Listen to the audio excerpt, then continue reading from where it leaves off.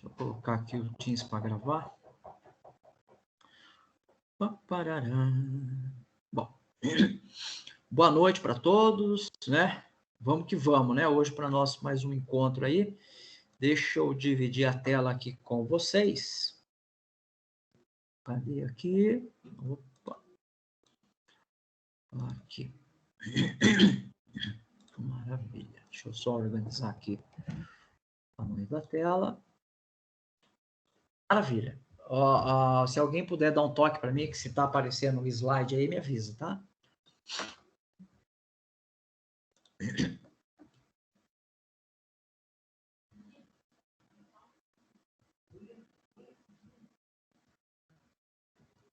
Bom, deve estar aparecendo aí para vocês já, né? Vamos lá, então. A ideia hoje, então, pessoal, é a gente falar sobre dois assuntos aqui, ok? A gente vai falar sobre atingindo o público-alvo e gestão e fidelização de cliente, tá? Bom, primeiro, a pergunta, né, que toda empresa busca é qual é o seu público-alvo, né? E existem questões em que esse público, eu preciso tomar uma decisão. Eu vou partir do seguinte pressuposto. Eu vou fechar uma faixa etária, por exemplo, do perfil, vou definir o tipo desse perfil, se é masculino, feminino, ou se é os dois, ok?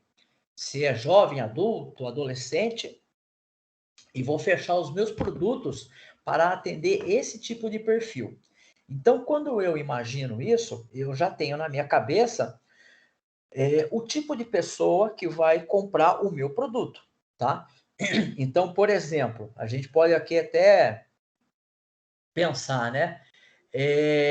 Quando eu estou empreendendo, quando um investidor ele vai empreender, ele antes de tudo, ele imagina, ele idealiza, ele constrói o que a gente chama na área de publicidade de persona, tá?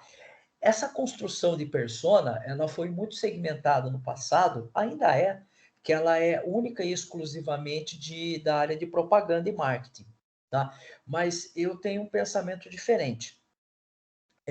Eu penso que a gente, lógico, a aplicação, sei lá, 70%, 80% é para a área de atividade de marketing, mas a gente pode externar isso para qualquer outra área, né?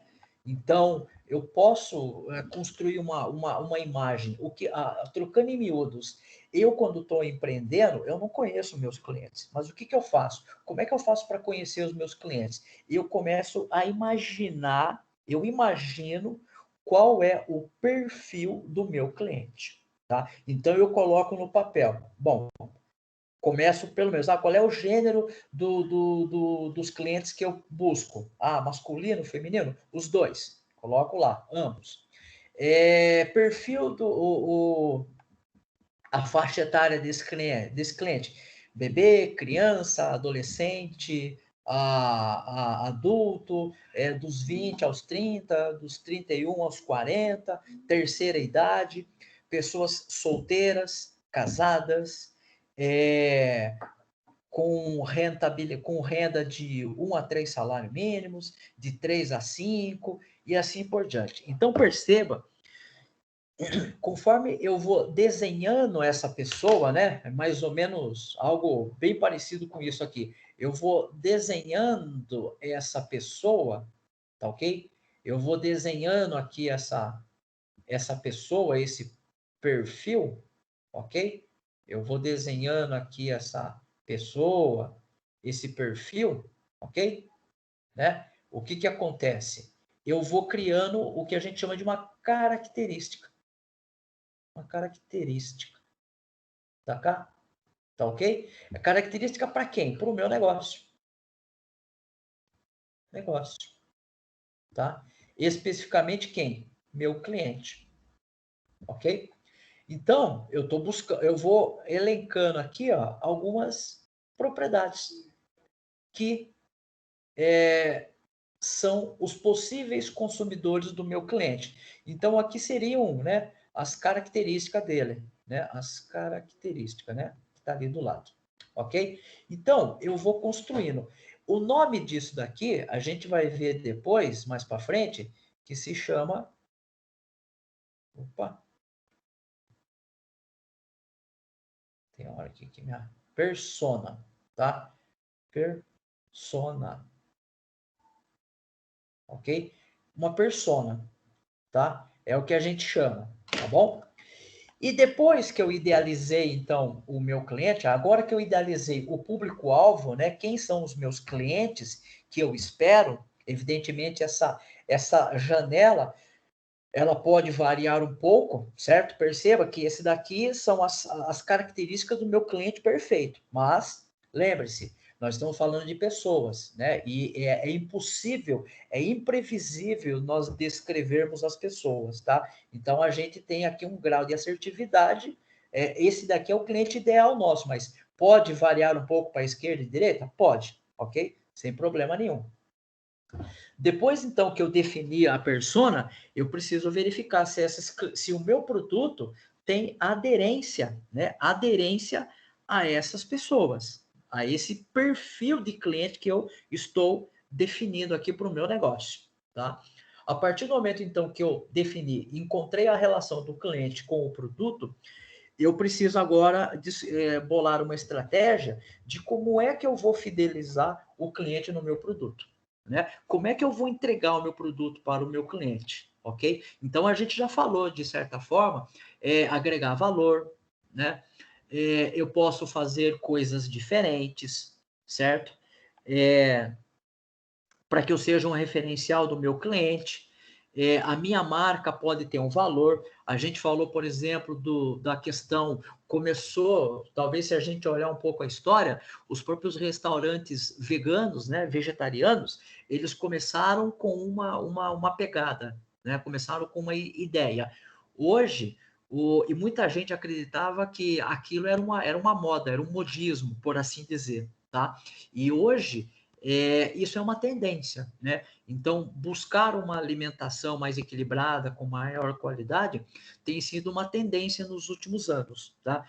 Por N motivos. Reduzir o consumo de plástico, reduzir o consumo de lixos que, de um certo ponto de vista, podem ou não ser recicláveis, ok? E aquele apelo, né? É uma comida que tem um valor nutricional diferente, ela não tem um apelo que é a criação de um animal para depois ele ser abatido, enfim, né? Nós podemos ficar aqui falando um ano inteiro sobre isso, mas o que eu quero que vocês entendam é o seguinte: eu estou empreendendo um negócio, eu imaginei que eu vou vender um produto, legal, eu vou vender esse produto para quem?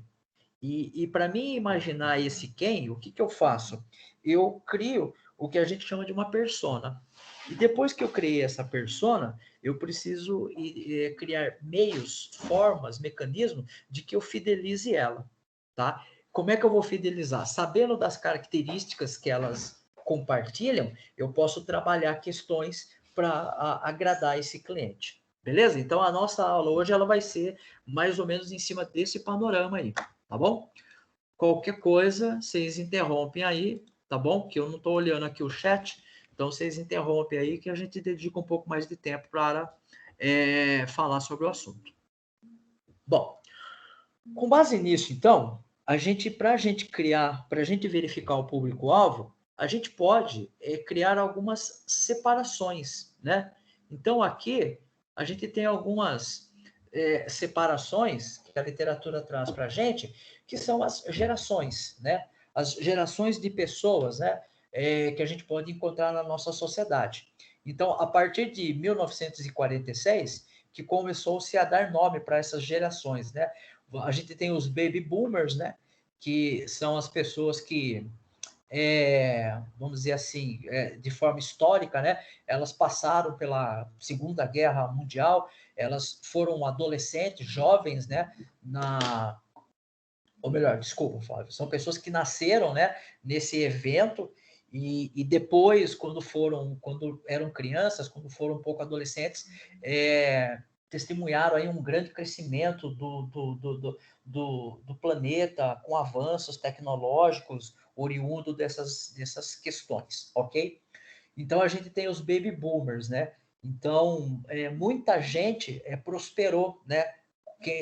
a gente tem uma classe de pessoas, um perfil de pessoas que nasceram nessa época aqui e prosperaram, né? Porque tinha uma ideia diferente, vieram de uma situação pós-guerra, um monte de lacunas dentro da sociedade, aquela questão da Guerra Fria, Estados Unidos versus União Soviética, né? E por aí vai. A gente tem aqui a geração X, ok? A geração X são as pessoas que nasceram, vamos dizer assim, na ascensão, quando a informática começou a dar os seus primeiros passos, né? Então, tem aqui um evento muito interessante, a questão da própria internet, a questão da computação sendo tratada como ciência, como matéria, né? Como ferramenta para se atingir um objetivo. A gente tem ali a geração Y, tá? Que já é uma geração que teve acesso aos grandes avanços tecnológicos, e aí a gente tem a geração Z, que são as pessoas que a gente pode até chamar de nativamente digitais, são pessoas que já nasceram com um entendimento do mundo diferente do ponto de vista tecnológico. São pessoas provavelmente que não viram a fita cassete, são pessoas que, dependendo de onde essa pessoa cresceu, nasceu, ela não teve, não manipulou um LP de música, né? Uma fita VHS, por exemplo. Então, perceba que são perfis de pessoas que trazem em si as suas características, tá? Cada uma com uma certa experiência, com uma certa trajetória. Tudo bem? Alguma dúvida aí vocês falam, tá? Então, aqui só para nível de mais curiosidade na qualidade, né, da fala, então, os baby boomers, né, é a geração pós-guerra, existe aquela questão do que o consumidor não era o foco, né? Não quero nem saber o que o consumidor quer, eu estou vendendo, se o consumidor quiser, ele compra, se ele não quiser, é problema dele, né? A produção, ela tinha como característica ser seriada, né? Era início de uma nova era, de novas perspectivas, né? Estava acontecendo muita mudança nessa época aqui, certo? É uma geração muito conservadora, então, por exemplo, uma característica é a geração que tem muita dificuldade, por exemplo, em usar os recursos tecnológicos dos bancos, por exemplo. É, uma, é um grupo de pessoas que busca sempre mais como é que eu posso dizer? O tradicional, né? Busca mais segurança. Então, por exemplo, se essas pessoas têm um dinheiro poupado, né? Elas são muito inflexíveis no sentido de tirar o dinheiro da poupança e colocar num outro produto que possa trazer uma rentabilidade diferenciada. E o consumo por produtos industrializados cresce. Então, essa geração do pós-guerra que começou a consumir fogão, geladeira, automóveis, né? E por que isso? Porque com o encerramento desse evento aí problemático, muitos recursos que eram destinados a essa máquina de guerra, por assim dizer, aço, mão de obra e muitos recursos, né? Esses recursos agora, tem que ser. Eu mandava para fora, né? Agora eu tenho que resolver aqui dentro. Então a indústria metalúrgica, ela começa a industrializar muitos produtos. Então o aumento de eletrodomésticos, a oferta de eletrodomésticos é absurda, tá? Então começa a ter uma industrialização de modo geral, ok? Essa geração X aqui é uma geração extremamente qualificada, é aquela geração que a gente sempre ouvia falar, tem que estudar para ser alguém, né? Aquela história lá, você tem que estudar. E aí aquela preocupação, né? Onde que eu vou estudar? O que eu vou fazer, né? Aquelas neuroses. É aqui também que começam os primeiros ensaios, né, de empreendedores. Então, muitas pessoas começam a empreender novos negócios, nova perspectiva de mercado e consumo. Então, esses empreendedores começam a perceber que o consumidor Ele quer algo diferente. Ele não quer mais aquele, ele não quer mais do mesmo. Ele quer agora uma coisa um pouco diferente. Quase que um ensaio, um rascunho do que a gente tem hoje, que é a personalização de determinados produtos. É um produto. O mundo é muito segmentado politicamente, então a gente começa a ter muitas influências políticas espalhadas, né? Pela Europa, nos Estados Unidos não tanto, mas na Europa teve bastante representatividade nesse sentido. Aqui na América Latina muito pouco, nos Estados Unidos não muito. A era do Ronald Reagan, né? E Bill Clinton, então, nossa, Bill Clinton é até mais cedo ainda. Mas perceba que não existe muito, mas de modo geral, a política no mundo está segmentada, né?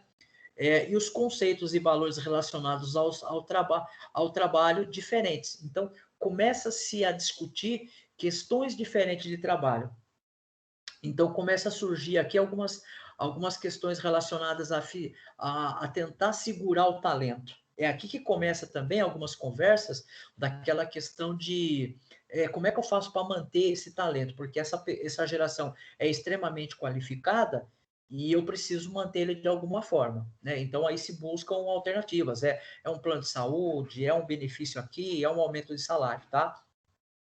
Aqui impera, reina aquela questão do QI e não o QE. QI, que é o consciente inteligente, né? Então, o cara que sabe muito, o cara que estudou bastante, é o cara que ele vai ter uma colocação no mercado, vamos dizer assim, de certa forma garantida, tá?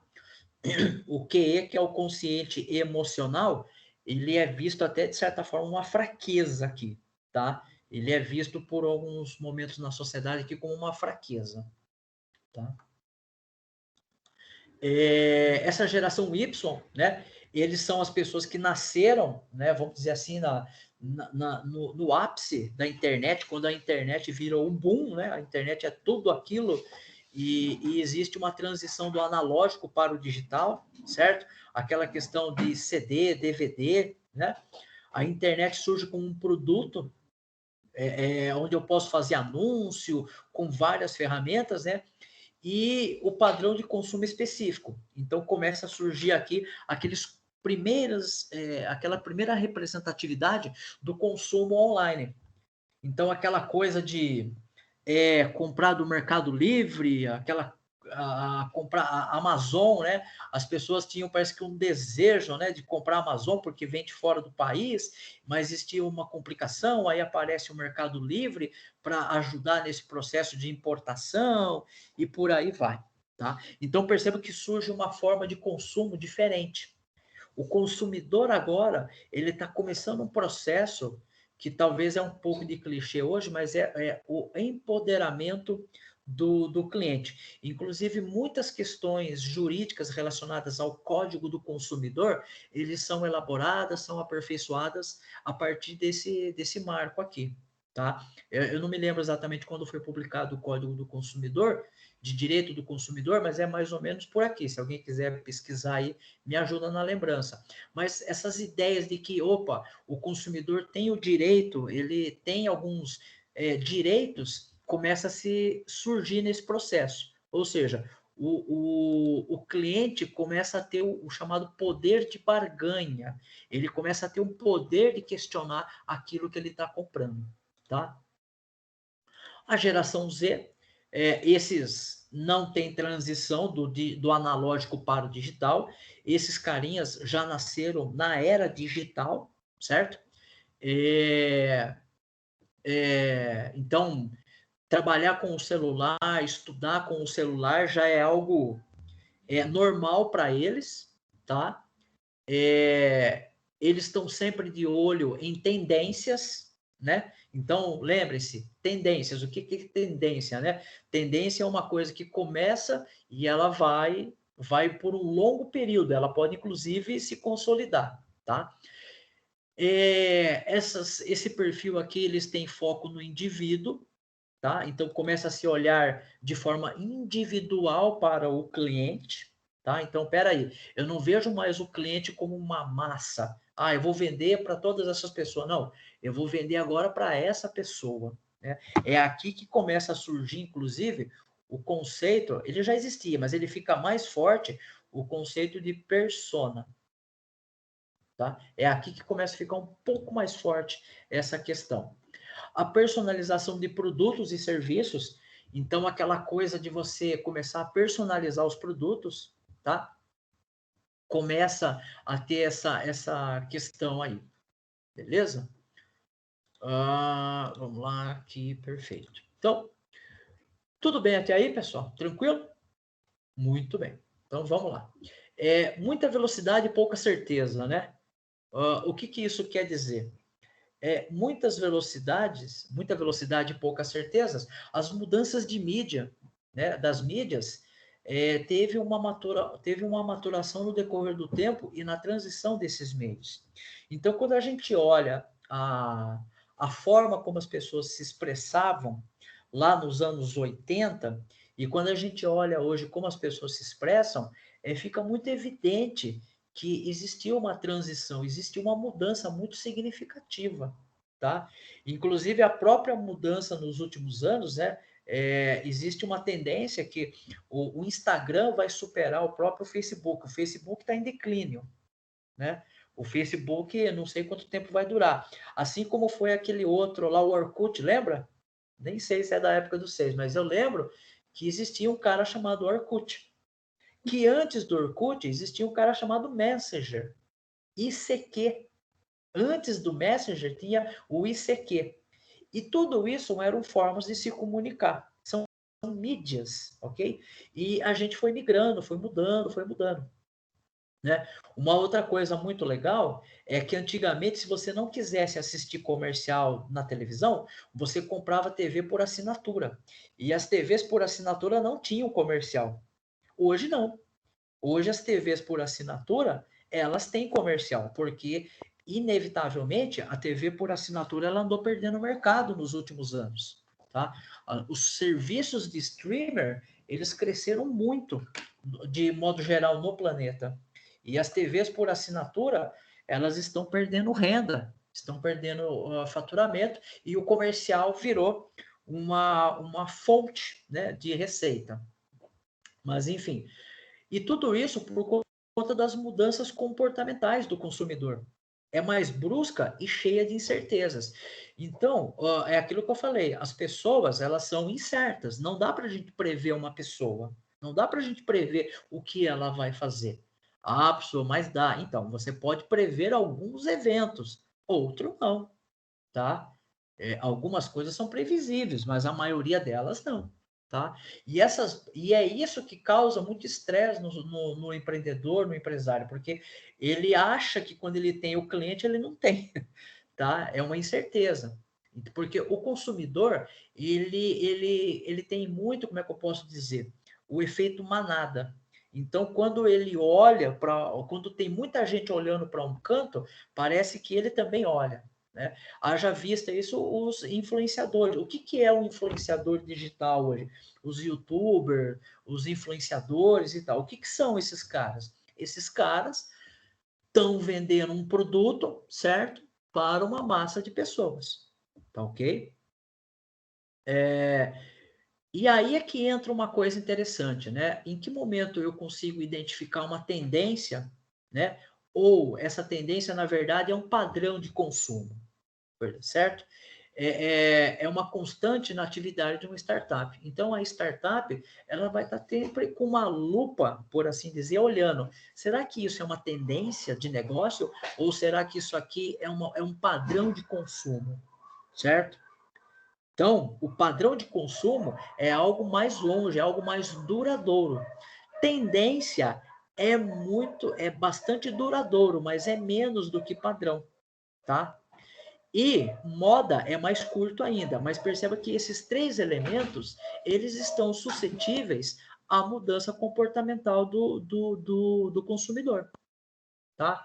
Então, se a gente, por exemplo, pegar há uns 4 anos atrás, o brasileiro tinha um poder de comprar as coisas no supermercado maior do que hoje, Então, automaticamente, esse padrão de consumo foge ao controle da maioria, se não todos os empresários. Tá ok? Então, eu sabendo que esses comportamentos eles são incertos, eu preciso estar sempre monitorando, eu preciso estar sempre acompanhando para que eu não seja pego de surpresa e eu tenha, vamos dizer assim, uma surpresa não desejável, tá bom? Muito bem.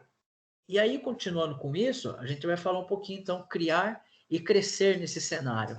Mas se esse cenário, Flávio, é tão insalubre, é tão instável, é tão imprevisível, né? Como é que eu vou me empreender nesse processo, né? A gente tem o hábito, nós seres humanos, temos um hábito de a gente estar sempre querendo buscar o padrão, a gente está sempre querendo buscar a ordem no meio do caos, tá? Só que a gente está indo contra a maré, a gente tem que entender que a sociedade ela é um caos, ok? Ela é um caos, certo? E aí eu preciso, então, me valer de algumas ferramentas para que eu possa me valer disso. Então, a primeira coisa é entender, né? Imaginar se a sua ideia ou negócio está dentro de um contexto de ciclo ou é uma tendência, tá? O ciclo é a moda. A tendência é algo que pode virar um padrão de consumo, tá? Então, por exemplo, viagem à Disney. Viagem à Disney é um evento, tá? Olimpíadas a cada 4 anos. É um ciclo, certo? Ou seja, eu tenho um ciclo. Então, eu sei que daqui 4 anos, quem não vendeu aquela corneta lá verde, lá da Copa, vai poder pegar do seu estoque e colocar na frente da loja para tentar vender de novo. Festa junina. Nossa, que saudade da festa junina aqui de Sorocaba. Mas vamos lá. É uma vez por ano. Então, perceba que a diferença entre eu me preparar é mais curta. Veganismo, né? Filosofia de vida. E isso aqui é tendência. Tá? Isso aqui é tendência, porque está sendo proposta uma mudança de vida, uma forma diferente como é que eu faço o meu viver, tá? Vida mais saudável, tendência, tá ok? Professor, Pode falar. o senhor fala assim para a gente pensar em alguma coisa que vá criar uma tendência para manter o mercado, isso? Não. Você pode trabalhar com ciclo. A pergunta é a seguinte: o seu negócio, ele é com base em evento, ciclo ou tendência? Eu preciso saber, o senhor fala, né? Eu Ló, preciso ter... isso, você Tá. precisa saber. Porque, por exemplo, Sazonalidade, né? Eu tava pensando agora, quando você vai na praia, tem aham, o mercado lá, né? E isso, você vai em época do ano. Então você vê que na padaria é uma fila desgraçada sempre, porque todo mundo vai comprar pão cedo. Só que daí você certo? pensa assim, o dono da padaria vai comprar 2 fornos para ele usar 2 meses no ano, que é quando dá a época, Então, e depois deixar perfeito. os outros 8 meses parado o forno, porque o movimento é pequeno. O, Exatamente, é aí tem isso que aí. pôr na ponta do lápis para ver o que compensa, daí o senhor fala. Exatamente, tem que fazer o cálculo, né? Você tem que olhar. É a mesma história. Você quer ver um exemplo típico, prático, né? Vamos pegar de um evento aí, o Enem. O Enem. Todo ano acontece o mesmo problema. Trava o servidor do Enem. Trava o Enem. Trava porque as pessoas não conseguem acessar e tarará. Aí o governo vira e fala: não, vai voltar ao normal. Gente, entenda. O governo não vai comprar mais servidores do que ele precisa. E nem se fosse uma empresa privada, ela vai comprar mais do que precisa, certo? Ela sabe que vai alguma coisa, ela vai perder. Eu trabalhei em banco e sempre existia essa preocupação. Existem datas que são absurdamente muito rentáveis. A que mais rentável é Dia das Mães. É incrível. O Dia das Mães é a campeã de vendas. Então, todas as transações eletrônicas nesse dia arrebentam. Todo mundo ganha, tá? E aí chega aqui, mas aí você vira e fala assim, putz, eu vou comprar 5 servidores aqui, vou gastar, sei lá, 30 mil reais em cada servidor. 30, 40 mil reais em cada servidor. Maravilha. Vou fazer um aporte aqui de 150, 200 mil reais. Entre instalação, ar-condicionado, eu vou falar em 300 mil reais. E quantos dias das mães eu tenho em um ano? Somente um. Certo? Somente um. Então, perceba que isso é um ciclo. Então, eu não vou investir pesadamente. Ah, mas você vai perder venda. Não vai perder venda. Sabe por quê? O cara vai tentar 3 vezes ali no cartão. A terceira vez ele consegue. Tá? Então, existe uma margem também que você tem que... A estatística da tentativa, né? Tem os matemáticos aí que eles fazem os cálculos para dizer o quanto tempo o cliente está disposto. E outra, associa essa variável ao pensamento que ele quer levar o presente para a mãe. Tá? Então, é aqui que eu estou te falando. É exatamente isso que o senhor colocou. Eu preciso identificar. O meu negócio é com evento? É. Então, legal. Se eu sou fotógrafo, qual é o ano do mês que eu mais ganho grana? Certo? Um fotógrafo pode trabalhar com evento, é um aniversário, é um casamento, tá? Perceba que existem situações, tá? Que eu posso trabalhar. Olimpíadas. Olimpíadas, por exemplo, é a cada 4 anos. Então, se eu vou planejar alguma coisa, se eu sou uma empresa e eu quero ser patrocinador de algum jogo, de algum esporte na Olimpíada, eu tenho que me organizar, porque daqui 4 anos vai ter. Fórmula 1. Fórmula 1 é cada 2 semanas, nem acompanho mais, mas é a cada 15 dias tem uma corrida. Então, a pergunta é, eu preciso entender quem é o meu cliente, qual é esse processo de consumo, e com base nessa identificação, se é um evento, ciclo ou tendência, eu tomo a decisão. Eu invisto ou eu fico do tamanho que eu estou? Certo? É exatamente isso. O cara lá da padaria vai comprar mais um forno só porque tem gente indo embora na fila? Não. Ele sabe que aquilo é pontual. Ele sabe que aquilo é uma coisa corriqueira. É ali, naquela temporada. Tá? Mas é isso mesmo. Maravilha. E aí a gente pode falar um pouquinho da segmentação do consumo, né? É o agrupamento de consumidores em função de critérios e padrões comuns. Então, eu posso, por exemplo, separar o consumo por gênero. Não, vai ser só... Eu vendo roupa íntima só para homens. Não, eu vendo roupa íntima só para mulheres. Eu vendo roupa íntima só para crianças. Certo? Eu posso separar por interesses, né? As pessoas têm interesse em uma vida mais saudável, em esporte, em alimentação, né? Eu posso separar por nível econômico, aquela brincadeira que a gente falou tempo atrás da pizza. Não, eu só vou vender pizza top. Então, tem uma pizzaria muito chique aqui em Sorocaba chamada Aspásia. A pizza lá custa 100 conto fácil, entendeu? Quem que vai lá?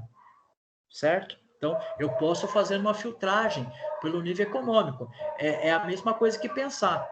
Qual é o perfil de uma pessoa que compra uma Ferrari? Qual é o perfil da pessoa? Aqui em Sorocaba tem uma loja da Jaguar. Qual é o perfil da pessoa que compra um carro, sei lá, da Jaguar? Entendeu? É isso que eu quero que vocês comecem a pensar. Né? E aí, com base nesse negócio econômico, qual é o ciclo disso? A própria Ferrari, será que a Ferrari vende um carro todo mês? Provavelmente não, porque ela tem um número de unidades fixa que ela desenvolve por ano. Então, você tem que entrar na fila. Por que a Ferrari, então, se ela sabe que tem gente que nem consegue comprar, por que ela não aumenta? Por que ela não cria filiais em outros lugares do planeta? Já pararam para se perguntar por que ela não faz isso? Trabalha com a escassez, né? Ela trabalha com a exclusividade. Se todo mundo tem, não é exclusivo, né? E aí não vale mais o preço que eles querem. Vocês acham que uma Ferrari vale, sei lá, 3 milhões de dólares? É um carro, gente. Lógico que não vale. Ah, professor, mas o motor é feito de alumínio. Não sei se vocês tiveram a oportunidade de ver. Eles fazem um molde de areia, é uma areia própria, não sei o nome da areia. Aí eles pegam o alumínio derretido lá, coloca nessa areia, ele preenche, depois eles batem isso daí, sai e fica o motor. É muito artesanal. Mas vocês acham que vale? Lógico que não vale. Só que a maior parte do valor ali vem da exclusividade, certo? Que eles vendem. Aí é isso que eu quero que vocês vejam, tá? O negócio de vocês pode ser exclusivo também, tá? Por exemplo, vamos pensar uma questão bem. Aqui em casa eu não tenho, porque, putz, eu acho um absurdo. Mas essa tendência que está tendo de casas inteligentes, o uso da Alexa, por exemplo, o uso de outros produtos similares à Alexa. Aí você vai lá e fala: aqui em casa tem o Fire TV, por isso que eu estou falando que tem lá o ícone da Alexa. Eu nem uso, né? Mas aquela coisa, Alexa, acenda a luz. Alexa, sintonize o Netflix para mim. O que é isso? Isso, de certa forma, você está usando a tecnologia para dar um empoderamento para o cliente. E o cliente achar que ele está no controle. Mas ele não está no controle. Entendeu? Você está. Aqui nós poderíamos até falar um pouco da aula que a gente falou sobre neurociência, né? Eu poderia até falar aqui, ó. Poderia colocar aqui alguma coisa, tá? Então perceba que separar o mercado de forma inteligente, né? De forma inteligente, lembre-se, ninguém vende para todos. Identificar critérios e padrões. Você não vai vender para todo mundo, né? Eu, quando comprei o Fire TV, eu não estava interessado na Alexa. Eu estava interessado em pegar uma televisão minha de tela plana, um sistema operacional que não é mais atualizado pelo fabricante e colocar um dispositivo que turbina a minha TV. Dá uma sobrevida para a minha TV aí, tornando ela ultra moderna, tá? Então perceba que eles não vão vender isso para todo mundo, tá? Vocês também. Então, quem é o meu cliente? Quem são essas pessoas, né? E aí, alguns tipos de segmentação. A gente pode fazer segmentação geográfica, a gente pode fazer segmentação demográfica, a gente pode fazer separação psicografia, né, por valores, crenças, padrão, não é isso? Segmentação por lealdade, né? Eu conheço colegas, até brinco com eles, eu falo, vocês são fidelizados pela psicografia, como assim? Porque vocês foram convencidos da crença que tem que trocar de carro todo ano, né? Mas é um padrão, é uma opinião, é uma forma como foi educado, por exemplo, né? Geograficamente, tem a ver com os aspectos determinados da região. Então, por exemplo, eu quando comecei a ir para Itapetininga, existiam algumas características que eu não conhecia. Quando eu fui inserido nessa cultura. Então eu falei, olha que bacana, que legal. O chamado, tem um bolinho muito gostoso que eu não conhecia, fugiu o nome agora. Ai, caramba, aí na região. Uma hora te lembra. A questão demográfica, né? Focar em questão, se você tem uma região que as pessoas são muito jovens, predominantemente de um determinado perfil de pessoa, tem mais homens do que mulheres, né? Eu lembro que há muito tempo atrás tinha uma pesquisa que mostrou não lembro em que cidade do Brasil aqui, tinha mais mulher do que homem, era uma faixa de 4 mulheres para cada homem. Umas coisas interessantes, né? E por aí vai. Mas, enfim. E aí nós precisamos, então, disso tudo para quê? Para a gente descobrir o nosso público-alvo, né? E a partir do momento que eu descobri meu público-alvo, a partir dessas linhas, dessa trajetória, eu agora vou intensificar o segmento de mercado, vou identificar a segmentação do consumidor e identificar se é um evento ou é um ciclo, tá? Então agora eu tenho tudo que eu preciso.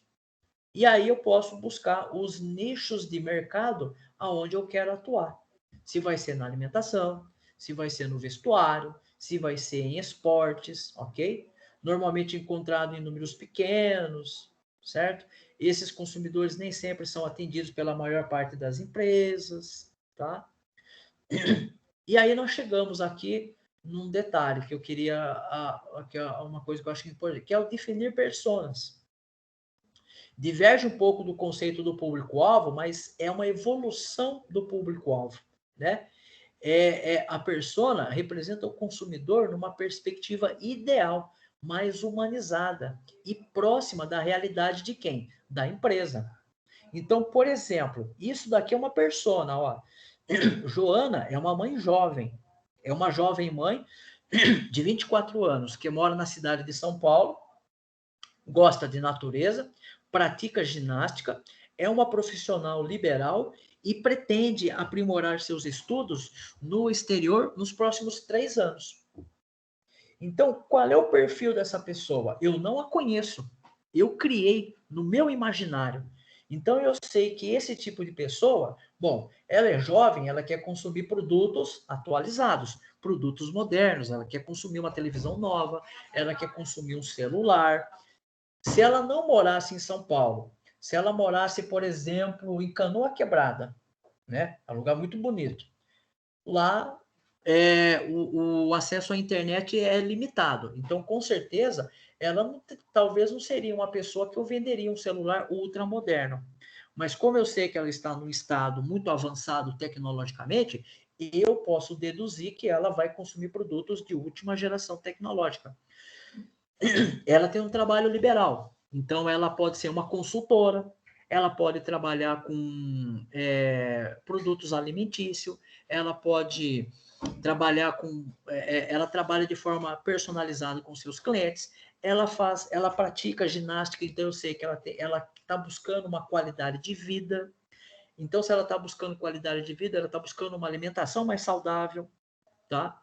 E eu sei que ela se preocupa com os estudos, tanto que ela vai buscar uma especialização, vai aprimorar seus estudos, ela pretende, se ela vai conseguir ou não é de história. Então, olha só, eu já tenho aqui, de certa forma, um perfil das pessoas. Aí a pergunta é: o meu produto atende essa pessoa?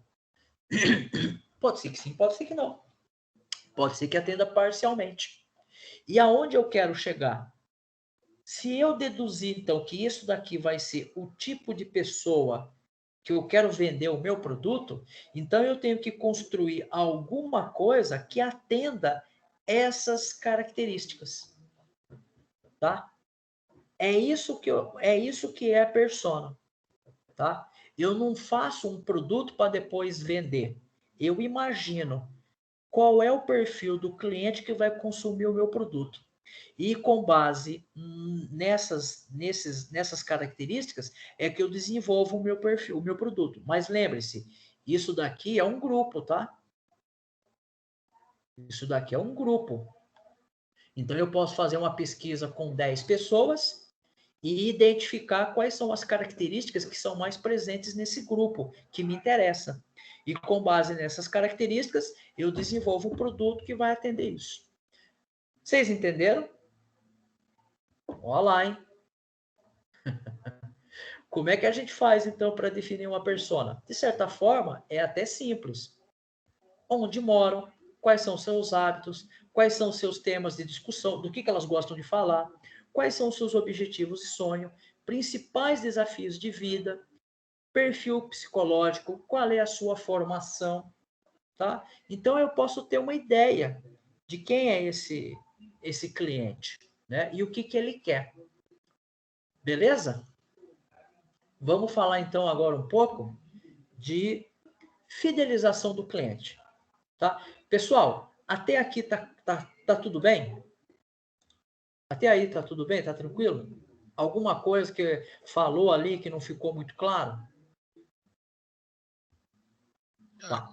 E tranquilo, professor, conhecer o público-alvo, né, para poder definir mesmo, né? Se eu não sei Sim. para quem eu quero vender, nada funciona, né? Sabe aquela história que você tá com o colega num em algum lugar e de repente surge uma onça e vocês estão descalços. E os dois, para que a onça vai pegar? A onça não vai pegar os dois. A hora que ela pegar um, ela para, certo?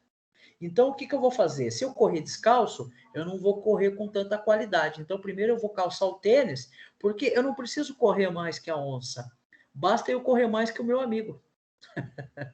Certo?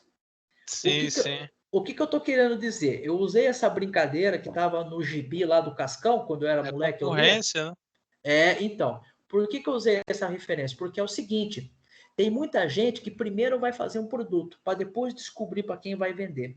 E aí, quando ele fez primeiro, para depois descobrir para quem vai vender, ele descobre que o mercado de atuação é tão específico, que desenvolver esse produto não compensa mais. Ele perdeu dinheiro. Agora não. Eu primeiro vou pesquisar quem são as pessoas. Com base nesses detalhes, nessas características, agora eu vou tentar buscar desenvolver um produto que atenda a essa necessidade. Tá? Então, é isso. É inverter a lógica do processo. Henry Ford pensava ao contrário. Henry Ford primeiro fazia e depois é problema do consumidor. Se ele quer comprar, compra. Se ele não quer comprar, não compra. Certo? O Henry Ford pensava assim. Hoje não. A montadora de veículo hoje pensa, se Henry Ford estivesse vivo, muito provavelmente ele iria mudar a forma como pensa, tá? Hoje não. Hoje eu penso, né? O que as pessoas querem num carro? Então, eu vou fazer um carro que agregue essas características, tá? A impressão que eu tenho é que os carros novos são cada vez mais para as pessoas jovens do que para a pessoa velha. Porque tem isso, tem aquilo, e não sei o que lá, não sei o que lá. Isso é uma visão ímpar minha, tá? Vamos lá. Os clientes e suas preferências, né? Os clientes podem escolher qualquer cor, desde que seja preto. Quem falava isso? Henry Ford, tá? Você pode escolher qualquer cor, desde que seja preto. Henry Ford, quando ele desenvolveu o modelo Ford T, ele só vendia na cor preta. Não, não quero. Não tem outra cor. É só preto. Quer, não quer, tchau. Né? Então, isso percebe que Henry Ford era muito inflexível. Por quê? Porque o cliente não tinha poder de decisão. Hoje já é diferente. Tá? Hoje nós temos um poder de decisão maior. Tá? É isso que eu quero que vocês entendam. E aí, ó, perceba que nós temos esse poder. Trocar a cor de um produto parece algo muito simples e até bobo para ser levado tão a sério, né? Mas isso é verdade. As indústrias, as empresas, elas estão tentando cada vez mais personalizar, porque isso gera uma gestão do cliente. E o cliente entende que ele é importante para essa marca. Atender às necessidades do cliente, ignorar ou negar esse entendimento pode comprometer o resultado do seu negócio. Lembrei agora de uma informação. Vocês sabem que no norte do país, lá em Manaus, existe aquela festa do boi garantido, né?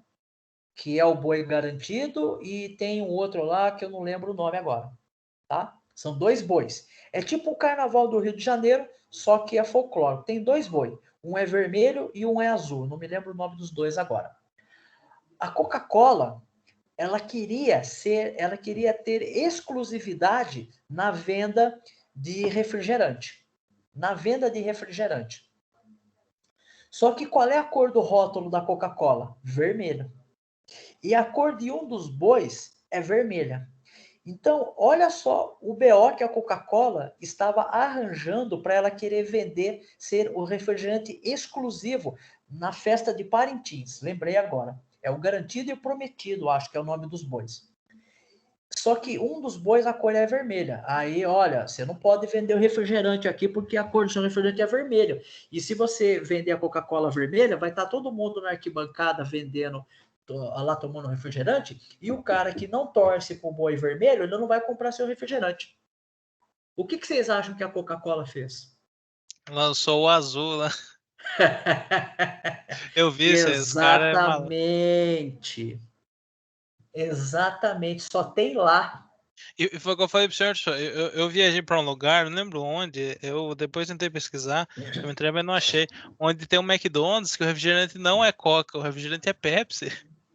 Então, Eu não lembro onde, que eu em procurei na algum internet, não lugar. achei. É, algum lugar deve estar. Mas olha só, gente, qual é a logomarca da Coca-Cola no planeta? Vermelha. E os caras verem e faz aqui para ficar azul. Lógico, deve ter em algum outro lugar do planeta, né? São casos muito individuais. Mas olha, uma empresa gigante, ela entendeu o cliente. Ela falou, lógico, ela não quer deixar de vender, né? Qual é o refrigerante da festa de Parintins? Coca-Cola, certo?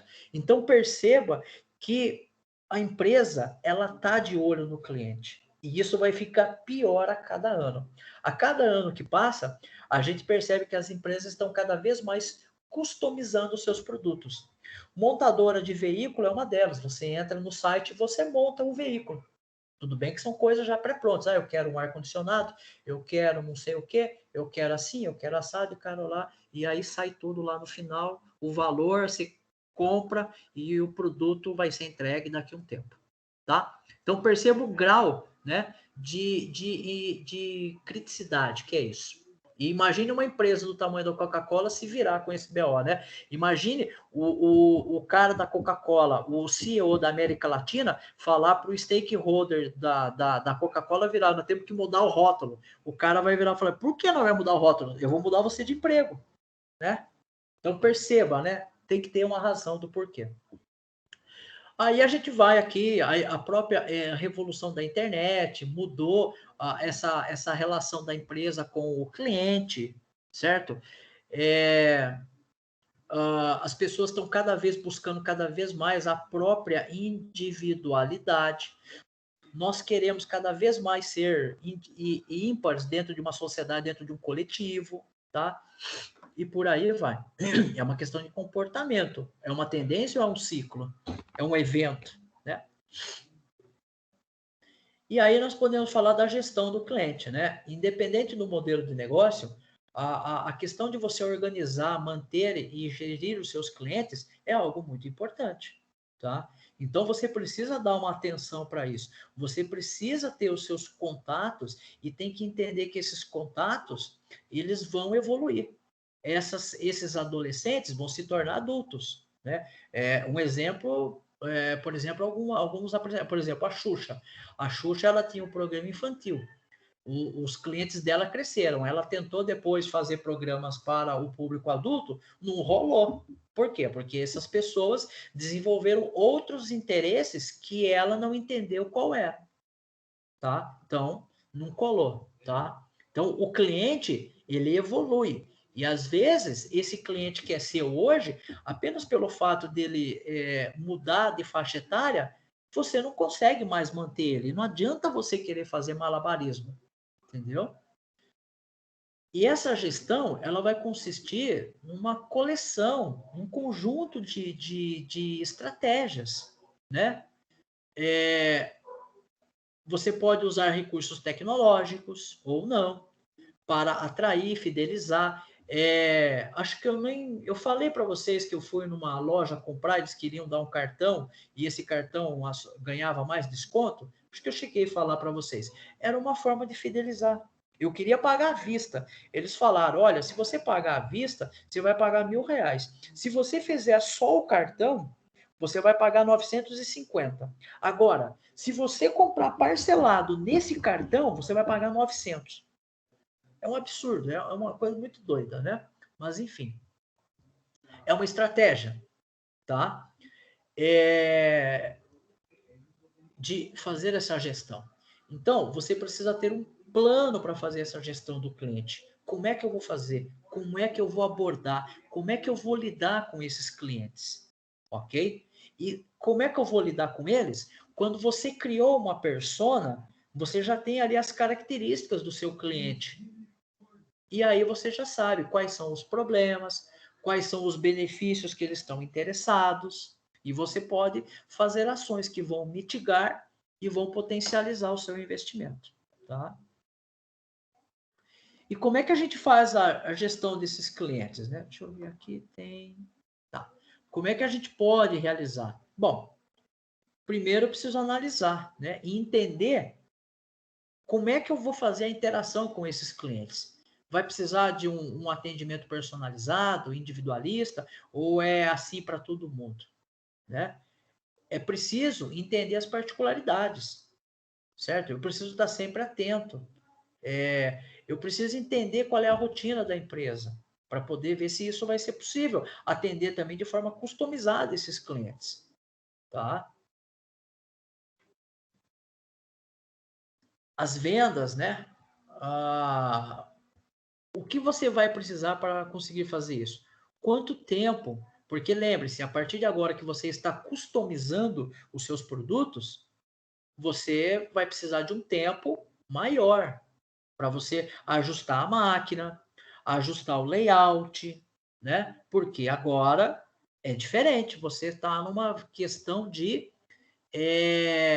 customização, tá? Não é mais uma linha de produção sequencial seriada, que nem o Henry Ford, tá? E quando você conseguir responder como é que você vai fazer essa customização, não só de vender, mas também de produzir, aí você pode produzir, você pode fazer investimento, planejar as vendas, como é que você vai fazer, né? E a partir daqui, você também vai ter um norte, você vai ter, olha, bom, a partir do momento que eu quero personalizar os meus produtos, eu preciso saber como é que eu vou, da onde que vai vir esse produto. Eu vou demorar mais tempo, vou demorar menos tempo, isso vai demandar um tempo maior. Mas agora o fato é que eu tenho para onde eu agora consigo trilhar um caminho. Eu criei os passos, tá?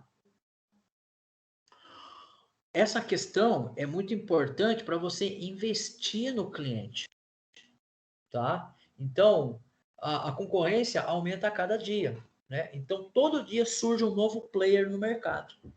Todo dia surge um player no mercado, tá?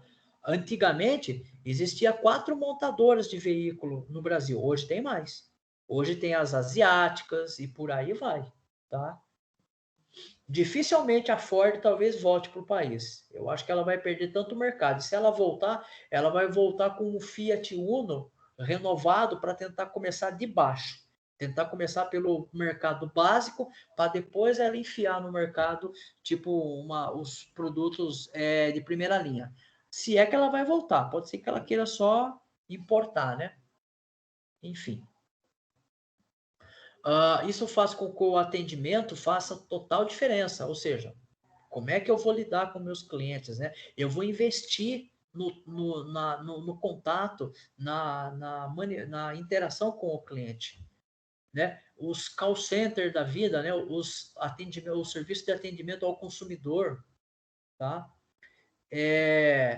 O cliente precisa acreditar que você vai resolver o problema dele, né? Eu mesmo, sempre quando tive problema, não compro mais. E às vezes a pessoa pergunta, não atendeu, não resolveu o problema, né? Serviços de streamer, né? Em casa, com a pandemia a gente aumentou muito e eu não tenho a TV por assinatura, eu acho muito caro. Eu prefiro assinar stream. Então aqui em casa eu peguei umas promoções muito boas no começo do ano passado. Eu tenho Netflix, eu tenho Disney, que Disney tem todos os filmes da Star Wars, eu gosto muito, Marvel, né? E eu tenho Amazon Prime e tenho Globo. Bom, Amazon Prime é R$ 9,90. A Disney, se não me engano, acho que é R$ 30. A Netflix também é 30 e alguma coisa. A Globo, eu cancelei. Por quê? Porque a Globo tem uns negócios esquisitos. Você está assistindo, não sei quem tem aqui, não sei se é eu que sou o problema, o fato é que eu tive um problema.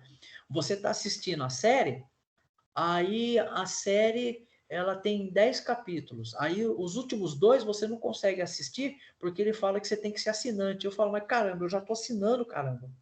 Aí eu falei, cancelei essa porcaria, né? Cancelei. Então, por quê? Porque eu não quero. Não atende mais, né? Você tem os seus problemas. Então, Dois exemplos excelentes é o Nubank e o Netflix, apesar que o Nubank andou tendo problemas, né? Ultimamente, pelo menos aqui no Brasil. No mercado nacional, nem sei se o Nubank tem fora. São empresas que literalmente revolucionaram o conceito de gestão de cliente. Então, quando a gente olha do ponto de vista de gestão de clientes, a gente tem aqui o Nubank, que é um precursor, né, dos serviços bancários, desburocratizou todo o serviço bancário, e a Netflix é um serviço, você pode ficar sem nada, mas sem Netflix você não fica. Netflix é a locadora das locadoras de filme, de séries, né? Então perceba que a relação deles com o cliente é muito boa, muito interessante. Tá ok? Vantagens de se ter uma gestão de cliente focada no relacionamento. Bom, você tem o melhor desempenho das vendas, a decisão da empresa é pautada em informações confiáveis, porque é os clientes que estão trazendo essa informação para você, tá? Você tem aqui o aumento da receita, enfim, ofertas, atendimento mais ágeis, a fidelização do cliente, as novas possibilidades de venda que esses clientes abrem quando eles estão mudando de uma faixa etária ou de disponibilidade de recurso para consumirem, tá? Saber por que o cliente entrou na loja, visitou o site e não comprou é tão importante quanto saber o que seus atuais clientes pensam e por que compram de você. Tá? Então, quando o cliente entra no site, ele clica no produto, vê e não compra, por que ele não comprou? Por que ele foi embora? Certo? Isso é importante. Tá? Como é que eu faço isso? Eu preciso ter controle, eu preciso ter estatística, eu preciso ter informação. A fidelização do cliente, basicamente, ela passa por esses 5 passos aqui. Preço fideliza cliente? Infelizmente, fideliza, porque é a realidade financeira dele. A fidelização, depois que superou o preço, ela pode ser baseada na experiência? Pode. Né? Então, o cliente teve uma boa experiência. Pô, ele vai voltar. Eu lembro que eu fui uma vez no parque no Hop Hari e eles tinham. Eu fiquei super chateado. Eu não fui lá depois disso, já vai fazer acho que uns 10 anos para mais. E você comprava o ingresso, você estava na fila. Aí eles estavam vendendo o chamado ingresso VIP, uma coisa assim. Você tinha uma pulseira lá de uma cor diferente que você passava a fila. Aí você falava, meu, eu falei, não gostei, não venho mais. Abri uma reclamação lá, eles até mandaram depois uns brindezinhos, mas não quero mais. A fidelização por comodidade. iFood, por exemplo. Estou na minha casa, posso pedir comida. Né? Plano de fidelidade. Sabe aquelas... A minha irmã, ela tem uma loja de pet, ela faz isso. Então, lá dentro da loja tem um local que dá banho nos bichos. Então, ela vira e fala, sei lá, não faço ideia quanto que custa, mas vamos imaginar que o banho de um cachorro de porte médio custa R$50. Sei lá, posso estar enganado, tá? Mas vamos só de forma hipotética, custa R$50. Então, se a pessoa der um banho por semana no cachorro, 4 semanas e meia, que é mais ou menos, ele dá 200, 225. Aí eu viro e falo para a pessoa, olha, fecha um pacote comigo, eu dou banho, você me traz o cachorro uma vez por semana e eu te cobro R$190 ou R$180. A pessoa paga no começo do mês 180 e ela tem 4 banhos garantido aí. Se ela pagar avulso, sai mais caro, mas se ela pagar no pacote, ela tem um desconto, tá? Isso é uma forma de fidelização por um plano, tá? E tem a fidelização real, que eu não faço nada disso. O cliente é fiel à empresa porque ele quer. Esse é o melhor dos mundos, mas esse é difícil conseguir, tá? Porque tem muita concorrência. Aqui eu estou falando um exemplo, né, da fidelização do preço, né, que a gente já falou do perigo de ficar fazendo concorrência pelo preço, a fidelização por experiência, tá? A fidelização por comodidade, a fidelização por plano, que eu dei o exemplo aqui de uma loja de pet, tá? A fidelização por plano na área nossa de computação é o contrato de suporte, por exemplo, tá? Por exemplo, né? Aqui a fidelização real é aquele cliente que está com sua empresa está com a sua empresa independente de qualquer coisa. Ele está sempre com você e não muda, tá? Por mais que apareça um outro fornecedor no mercado, ele não muda de empresa, tá? Pessoal, tudo bem até aí? Tranquilo? Feito? Eu vou passar então uma atividade para vocês. É uma atividade muito simples, tá? É o seguinte. Eu quero que vocês criem uma persona, tá? Para quem se destina o seu projeto de TCC ou para um empreendimento que você gostaria de criar. Olha lá. Eu quero que vocês criem uma persona, tá? A quem se destina o seu projeto de TCC ou para um empreendimento que você gostaria. Então, vamos dar um exemplo bem rápido aqui, ó. Então, vamos lá. Vou criar aqui uma persona, tá? E aí, ó, vamos imaginar então, eu tenho aqui, né? Aqui é a minha persona. Então, vamos imaginar que aqui é um TCC sobre coleta de leite materno. Leite materno, tá ok? Materno, tá. Ficou ruim aqui. Materno, tá ok? Bom, qual é o perfil desse TCC aqui? Bom, se é coleta de leite materno, de cara, né, tem que ser feminino. Eita, tem hora aqui que é... Nossa, gente. Minha caneta aqui tem hora que... Menino. Certo? Muito bem. Esse é o tipo. E qual é outra coisa? Bom, tem que ser mãe, né? Tem que ser mãe. Certo? E por aí vai. Vamos pensar num outro aqui. Lanche. Qual é o perfil das pessoas que comem lanche? Bom, podem ser masculino e feminino. Certo? Nossa, tem hora que eu acho que essa caneta aqui tem que dar uma zoada comigo. Muito bem.